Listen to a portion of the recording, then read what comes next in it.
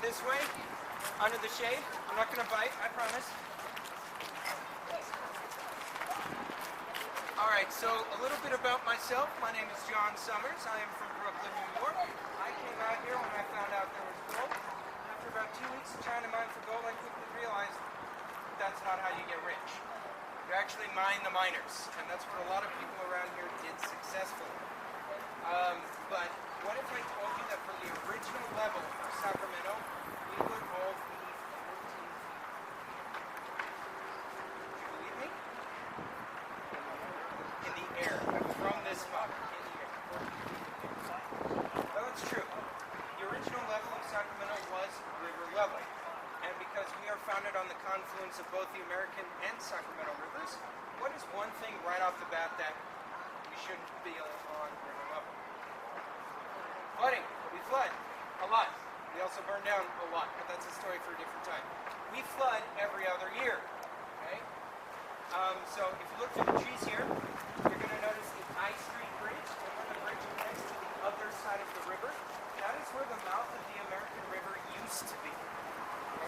But in order to save the city, we had to play Mother Nature a little bit, and we actually had to physically move the mouth of the river in order to save the city. So a little bit of background information about Sacramento. Does anybody remember who founded Sacramento? Sorry? Sutter. Very good. Captain John Sutter founded Sacramento. Now, Captain Sutter was a Swiss immigrant. He came out here to California to start an agricultural empire. So he left Switzerland, went around the Horn of South America, and landed in the Bay Area city known as Yerba Buena, but you guys would know it as San Francisco. When he arrived in San Francisco, he rented a horse, went down to the city of Monterey, California, to talk to the regional governor there about purchasing some land. The governor liked what he saw, in particular Captain Sutter's Swiss Army uniform, which we're not quite sure how he got, considering he never served in the military. And the fact that Mr. Sutter can speak 4 different languages: English, Spanish, Russian, and German. There were some conditions Mr. Sutter had to meet before the land would be his. One of those was he had to renounce his citizenship and become a Mexican citizen. And 2, he had to live on the land for no less than 1 year. If he agreed to those terms, not only the land would be his, and in early 1848, he agreed to those terms, became a Mexican citizen, at which point the governor granted him 50,000 acres of land. Now that land was right here in Sacramento, all the way up to the foothills. That was all his. Now once he got here to Sacramento, he wanted to build his community right here along the river. Now the local native tribes, who were friendly to European settlers, at least in the beginning, said, you don't want to build here. The rivers flood, and it's predictable when they do. What you want to do, move farther inland, away from the river, and build your community higher than the river, which is exactly what he did. He built his fort approximately 3 miles east of here, 45 feet above river level, which is where he would then start his businesses. He would eventually come to build the sawmill in what is today Coloma, California. Does anybody remember who he hired to run that sawmill? James Marshall, very good. James Marshall would be the one running the sawmill, and he would actually be the one to discover gold. So as we come down, I'll tell you a little bit more about him. So Mr. Marshall worked with Mr. Sutter, put the piece of gold in his pocket, and would bring it up next time he saw Mr. Sutter. So they tested the piece of gold, found out it was actual gold. So now what do you think they wanted to do with it? Not mine it. Sell it. Not sell it. Keep it quiet. Now why do you think they wanted to keep it quiet? Many people don't go out and like, Exactly. If people knew there was gold in California, he had 50,000 acres. If people knew there was gold on his land, there'd be no possible way to keep people off of his land. So the best way to protect his home and his property was to make sure people didn't know it existed to begin with. And that would work for a little while, until one man by the name of Samuel Brannan. Does that sound familiar to anyone? Sir, coming from the Bay Area, that name should be very familiar to you. He would help build San Francisco too. There's a whole street, right? There is a whole street named after him. Mr. Brandon would actually be the one to start the California Gold Rush. He would not be Mr. Sutter. So Mr. Brandon came out here to Sacramento. Is this the 1230 group? Yes, it is. Oh, can we just join? We have the tickets. Have you paid for your tickets? Yeah, I have Are- online the email confirmation. Okay, so what I need you to do is go in, check in with the front desk, and then they'll get you everything and get you caught up to me. Okay, so we'll just. So okay. if they don't tell you, we're just going to be right around the corner by the jewelry store. Okay. Sorry about that. So Mr. Brandon would come out here to California. He would open businesses, including California's first newspaper, the California Star. And he would even come up here to Sacramento to Mr. Sutter's Fort and open a dry goods store.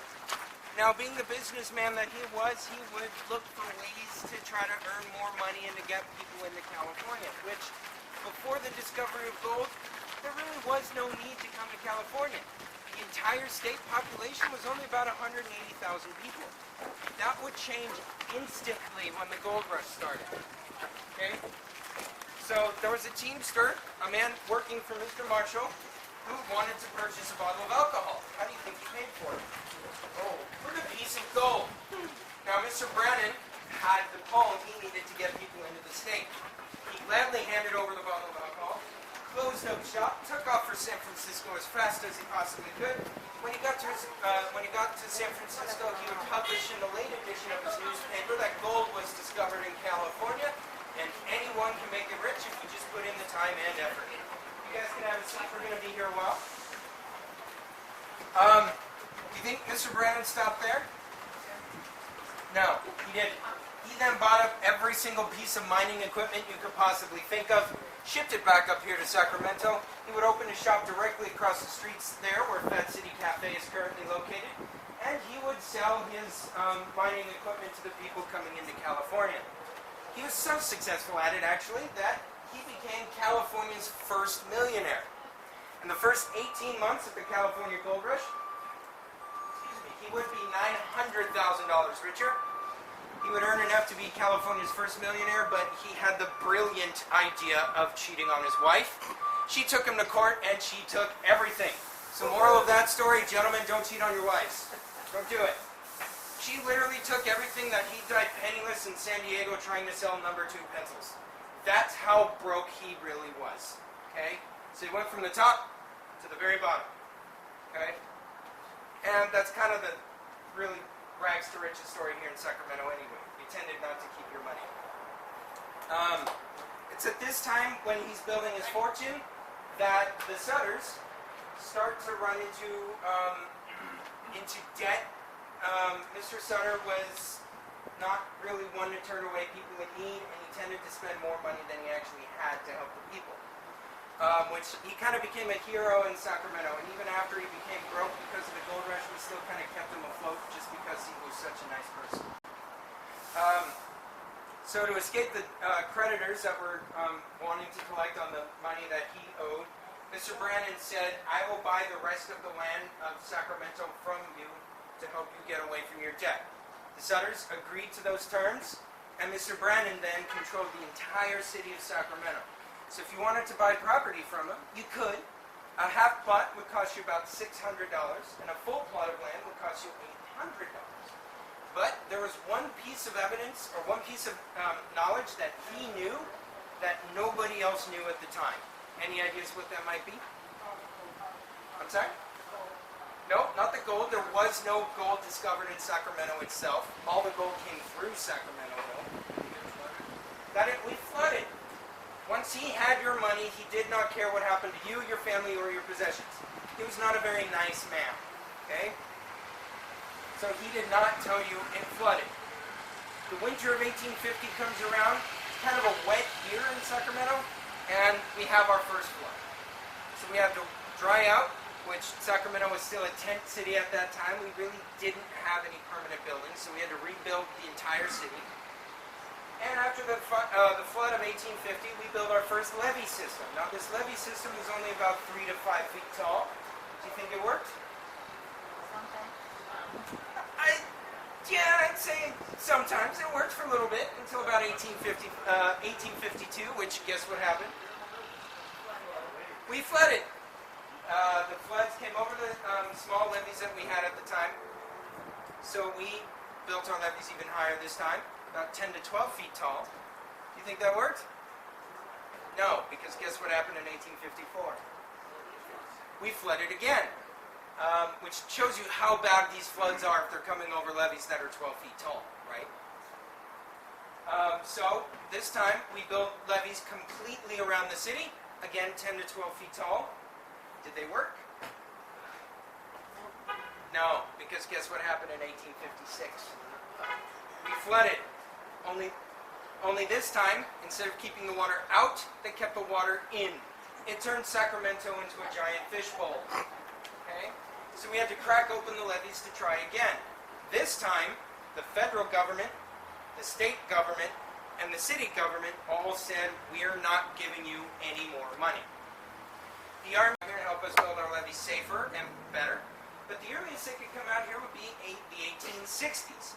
What happened in the early 1860s that prevented the Army from coming out here? Civil War. The Civil War starts in April of 1861. The Army can no longer supply the men or the material to come out here. So, now that all of the governments said we can't help you, and the Army can no longer help us, who then can we turn to for help? The immigrants. Not the immigrants. We had a very large Chinese population here, and they were paid, but not really, so they were essentially slaves out here. So not the immigrants. They definitely didn't have any money.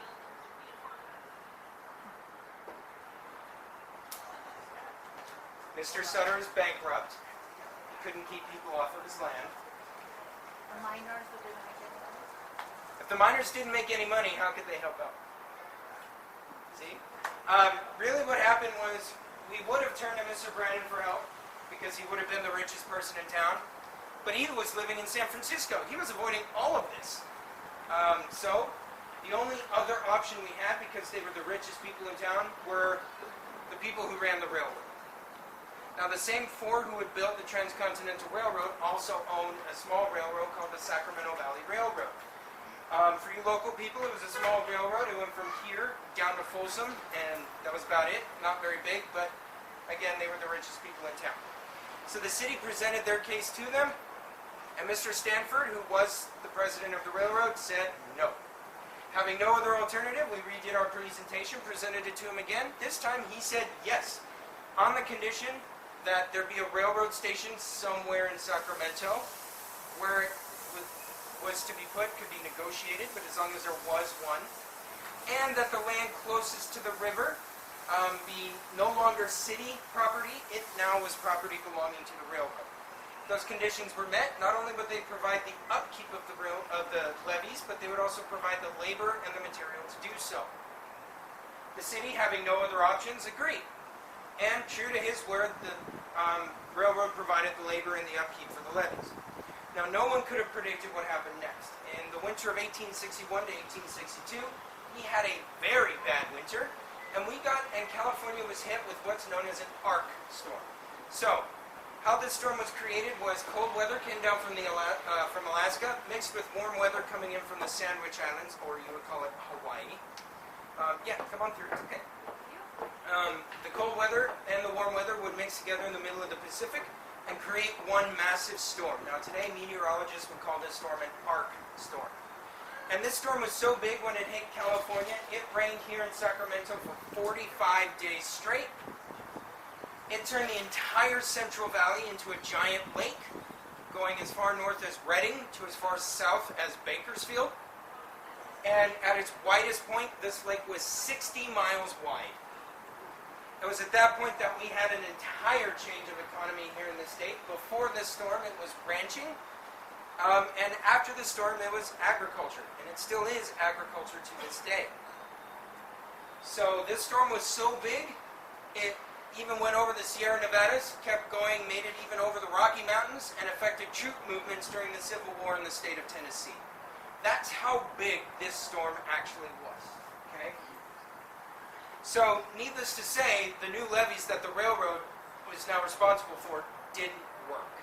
So now, after this superstorm, what do you think we need to do now?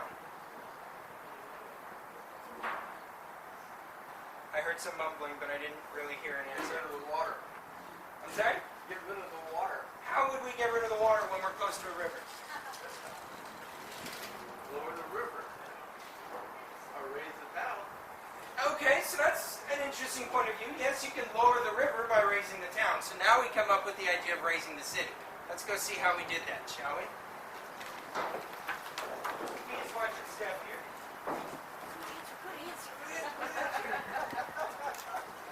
That's definitely a unique answer. I like that point of view. I like it a lot. I want to point out this white brick building here. This is the Vernon Brannon House. It was one of the many hotels here in town. And you can tell by the name, it was owned by Mr. Brannon because it was connected right to his shop. Now this building was here at the time of the rising process. And there's some unique things about this building. I'll give you a hint. It's on the second floor. So if you see what's wrong with it, just go ahead and call it out. It's uneven. It's uneven. The windows are crooked. Everybody see that now? And that's because of the rising process, but because the building didn't fall down, we kept it. The first area we're about to go under. Here's this orange building right on the park. The first building is that orange building right on the corner. One that says BAC Building on the top. Now that's an important building here in Sacramento because the first floor is the western terminus of the Pony Express, and it was also Wells Fargo's first ever bank. Started right here in Sacramento. On the second floor of that building was the city's first public library. It was the private offices of the Big Four who had built the railroad, and it was also the Sacramento City Courthouse until the courthouse was completed. So it's a very important building. So in 1850, we also had our first set of really bad fires. So every time we had a fire that summer, every time we had a flood that summer, we also burned down. Two sides of the same coin. So we got our first permanent buildings after the fire in 1850. We also got the steel fire shutters. We closed the shutters to prevent fire from getting into your building. And every building 2 stories and higher needed to have fire escapes. But what's wrong with the fire escapes? They're made out of wood. It defeats the purpose.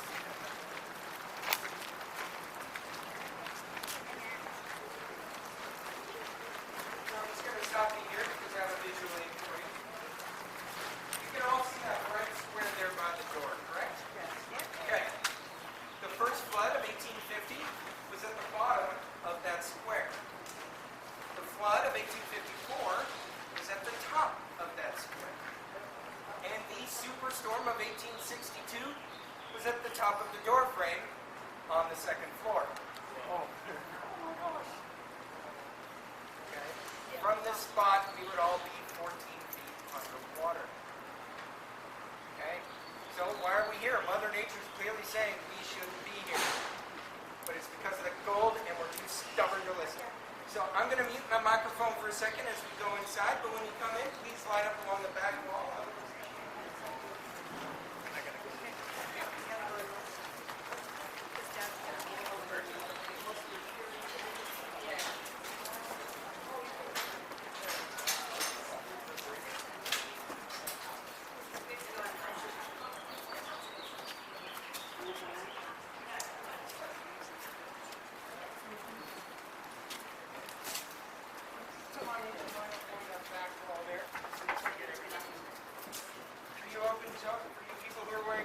Shoes, feel free to take as much dirt home as you'd like. That is guaranteed 1860s dirt.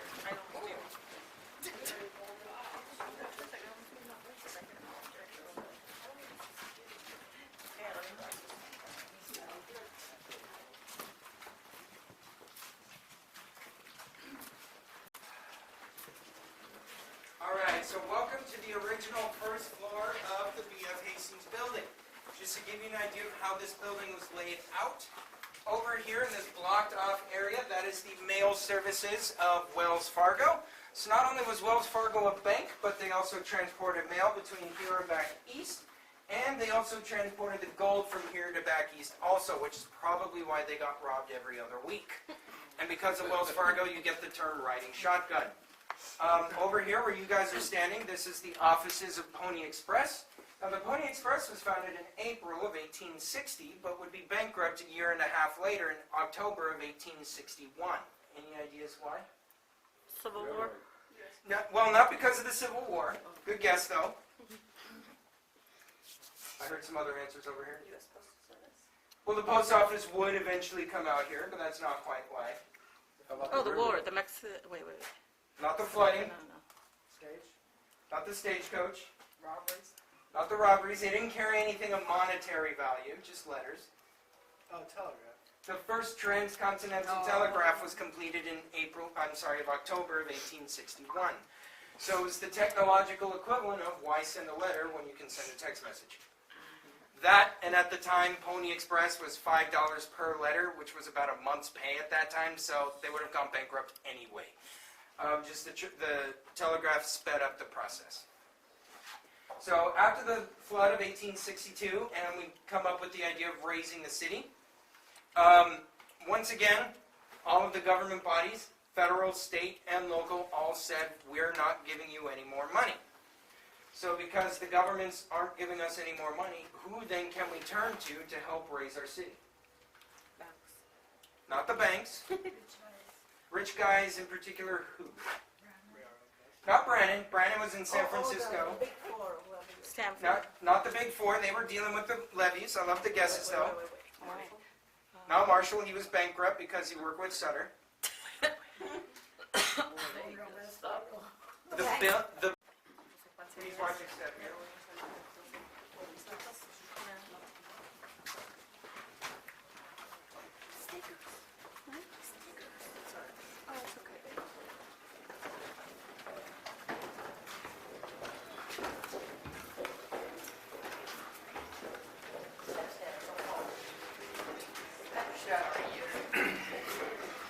Thank you.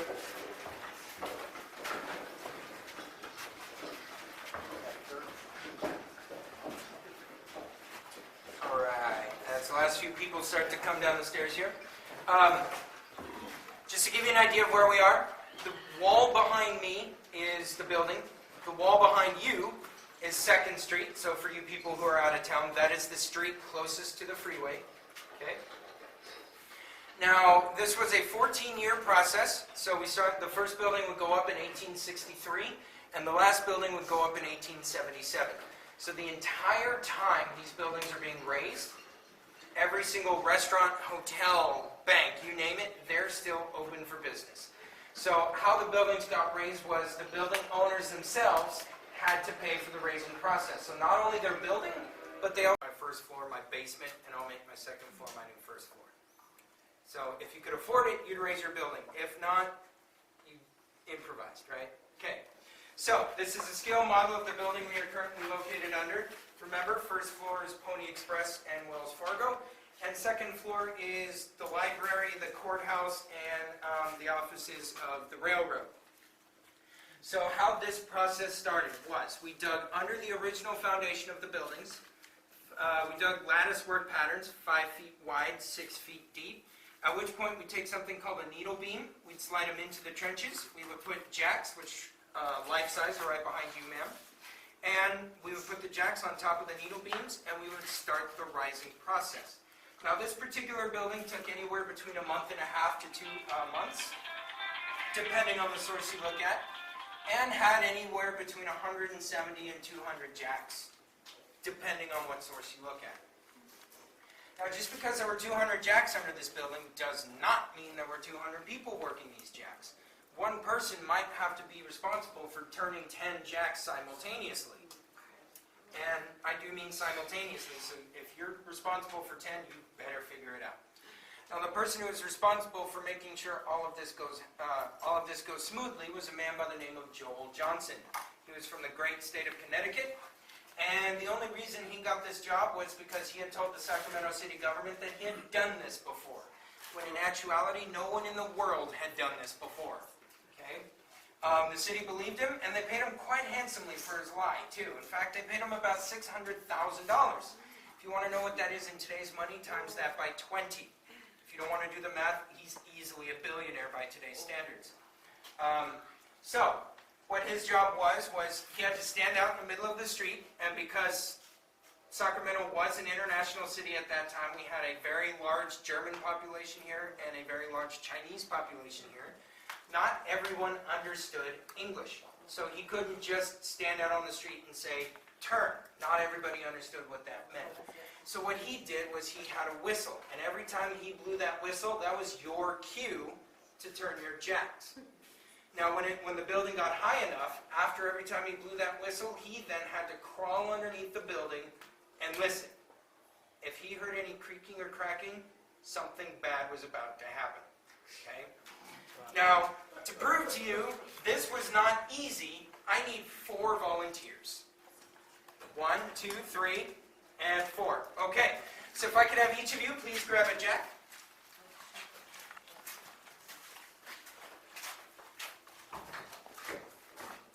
So what's going to happen is I'm going to count to 3 because I don't have a whistle and we'd all be deaf under here if I had one anyway.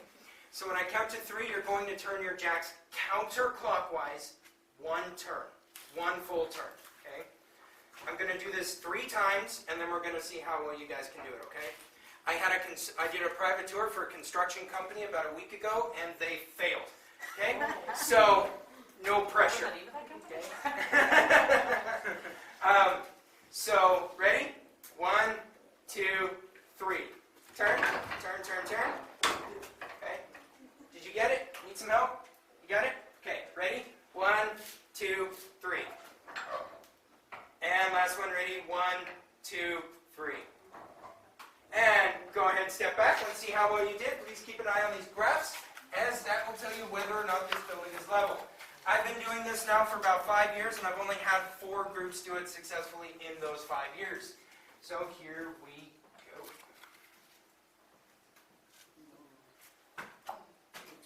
Who was actually this entire side of the building? Where are you? The little one, and you, sorry, the whole building just fell on top of you. Not easy, is it? Well, there's kind of a miracle that came out of this by any definition of the word, because in the 14 years we were doing this, we never lost a single human life, and we never lost a single building. Notice I said human life. We did lose some horses because they fell in the trenches, and we had no choice but to put them down. After a while, you would get something like this. So after about every 5 feet or so, we'd put in a new thing of needle beams, and we'd put the jacks on top, and we'd start the process all over again. So over time, you get something like that. That is kind of like the world's deadliest game of Jenga. Once it got to a certain height, then it's the mason's job to come in and start to lay the new foundation, which is all around us today. Okay? And the third and final part of the raising process is moving the river itself. So if you look on this map right here, just to give you an idea, we started roughly right around here, the Sacramento to the Battle of Gettysburg. So more people are concerned with what's going on with the Civil War and President Lincoln's election than they are with what's going on way out here in the West. So because of the Civil War, we raised the entire city without anyone ever knowing about it. Okay? We did get about a 3-paragraph story in the New York Times, but again, because of the war, went completely unnoticed. So the reason that is the only photograph that we know of is because we were an international city, we did have a large immigrant population, and we didn't want to broadcast to the people of the world in China or Mumbai that if your people came here, there is a legitimate 50-50 chance your people might be dead in the next 2 years. Okay? We had a large immigrant population, we needed the people, we needed the goods they were bringing, and we needed the money they were bringing too. So we didn't want to tell the world we should not be here. Any questions on that? Very interesting. Okay. Now, because California was so far away from the rest of the country during the Civil War, California did not have to provide soldiers for the war, but we did have something that the government needed to help fight the war. Any ideas what that might be?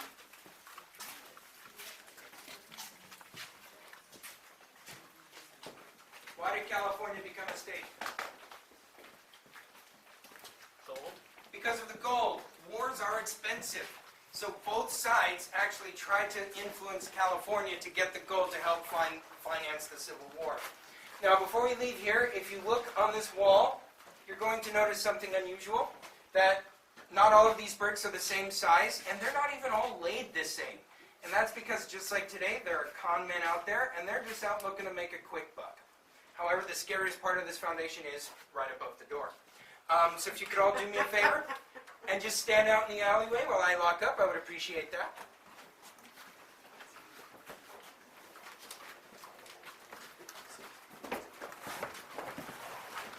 They're probably the last thing to come.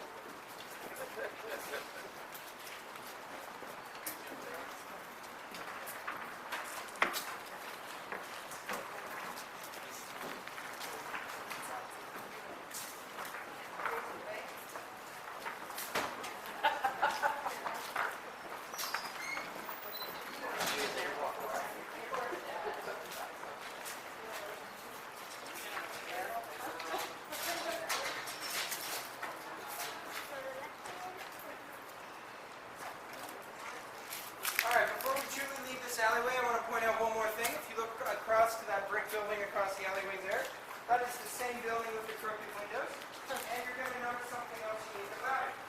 If you follow the fire escape all the way down to the ground, you're going to notice that the wall slants in. That is an 18-degree curvature inward, and that's because of the rising process. But again, because the building didn't collapse, it kept it. I can see that. So when does that fit?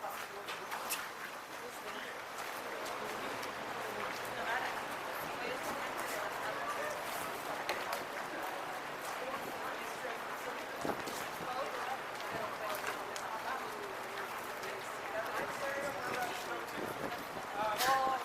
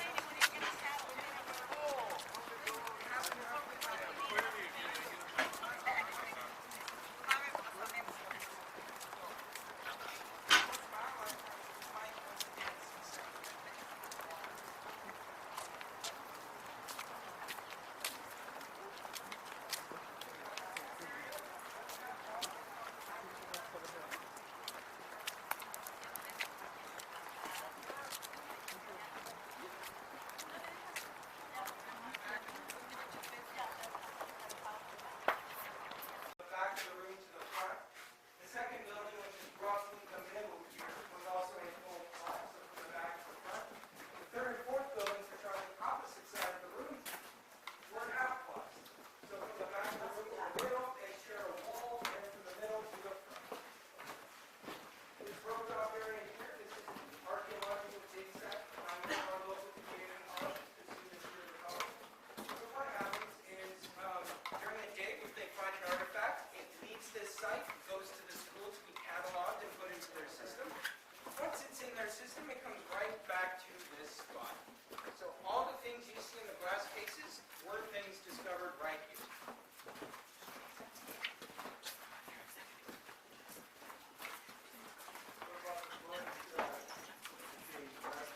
Oh, it's not, everything that's outside the case were put in here for, okay. Okay. And to try to help you figure out what they were used for. And then these ropes back here, roughly marked property lines. I say roughly because record keeping in the 1850s is not really exact. So now we're going to play a little bit of a guessing game. So those of you who walked through the first building with me, what was it? It was not a seamstress, but you see the sewing machine, which means there's women here, right? So what would the women be doing in this particular time in Sacramento? Prostitution. It was a brothel. Okay. This particular, your clue, by the way, was the corset hanging off the mirror. But this particular location was run by a German immigrant. Her name was Johanna Heidel. And she was here early enough to participate in California's first federal census in 1850, where she listed her occupation as fine tobacconist. Tobacconist. She rolled tobacco.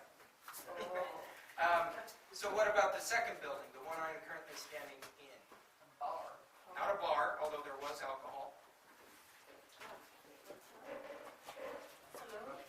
Not a saloon. It was not a restaurant. A theater? Not a theater, although it was a form of entertainment. Strip club? Close enough. It was another brothel. Okay? This is not a Twilight Zone episode, I promise you. It was a brothel next to a brothel. Now, this particular one has an interesting story because it's owned by an African-American woman. Her name is Frankie Bass, or Francesca was her birth name. And she owned this business. Now, because she herself was a woman of color, that means the girls who worked with her were also women of color. But that doesn't mean she didn't do well for herself. She did quite well for herself. Now, the reason I bring up these two women is not because of their occupations, but because they owned these buildings, these businesses. Now, why were they allowed to own